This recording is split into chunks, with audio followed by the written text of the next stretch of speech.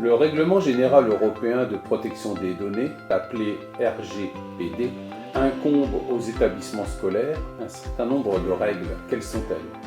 Il faut s'appuyer sur la loi numéro 78-17 du 6 janvier 1978, Informatique et Liberté, et sur le RGPD du 27 avril 2016. La définition d'une donnée à caractère personnel est la suivante. Il s'agit de toute information relative à une personne physique identifiée ou qui peut être identifiée directement ou indirectement par référence à un numéro d'identification ou à un ou plusieurs éléments qui lui sont propres. Par exemple, les adresses électroniques, les notes des élèves, les appréciations portées sur les bulletins scolaires.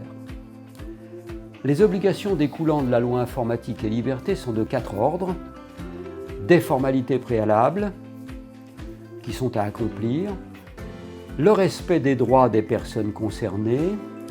la sécurité des traitements des données, enfin le respect des contraintes concernant les flux de données. Dans le cadre du RGPD,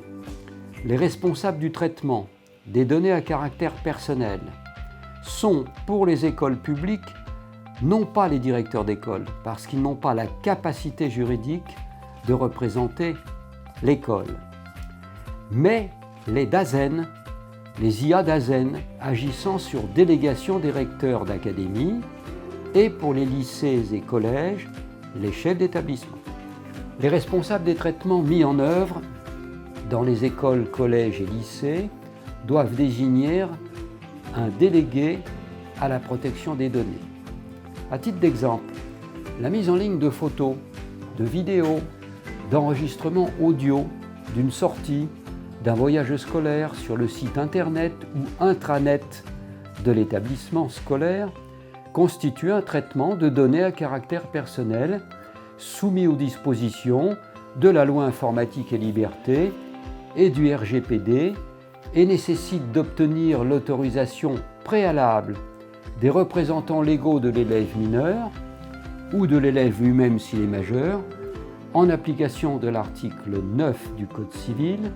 au titre du droit au respect de sa vie privée. Cette autorisation doit être écrite, spéciale et précise.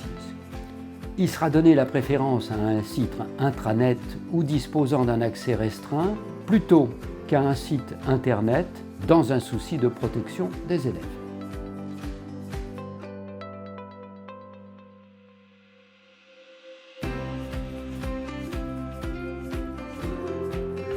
S'agissant des réseaux sociaux qui se sont multipliés, aucun droit spécifique ne s'y applique. Mais on ne peut pas tout dire sur son compte, car le compte personnel d'un utilisateur est le plus souvent un espace de communication partagé, susceptible d'accueillir amis, abonnés, visiteurs, et il peut être risqué d'utiliser ceci à des fins pédagogiques dans le cadre scolaire. Un élève de lycée avait, dans le cadre d'un groupe de dialogue électronique sur un réseau social, diffusé des photographies de professeurs de l'établissement, prises à leur insu, en classe et dans la cour du lycée, et il avait effectué un sondage d'évaluation des compétences de son enseignante de mathématiques. Cet élève s'était vu infliger la sanction disciplinaire d'exclusion définitive du lycée qu'il contestait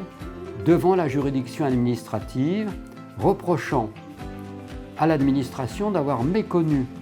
le secret des correspondances en prenant connaissance du contenu des échanges entre les élèves participant à ce groupe de dialogue électronique pour le sanctionner. Le juge rejette ce moyen au motif que ce groupe de dialogue Messenger, bien que non public, ne présente aucun caractère de confidentialité, que le contenu des conversations y est consultable et modifiable par toute personne y participant, que ce groupe est accessible à quiconque et à toute personne nouvellement admise dans le groupe, qui peut ainsi accéder à l'ensemble de l'historique des échanges entre les autres membres du groupe.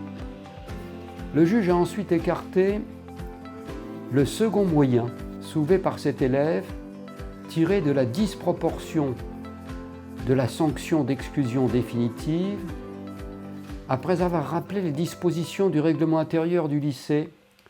qui énonce le droit au respect de toutes les personnes de la communauté scolaire et interdit l'usage du téléphone portable à l'intérieur des locaux scolaires et pendant les cours, ainsi que des appareils audio et vidéo, de même que la capture de photos ou de vidéos. Il a jugé qu'en diffusant dans son groupe de dialogue électronique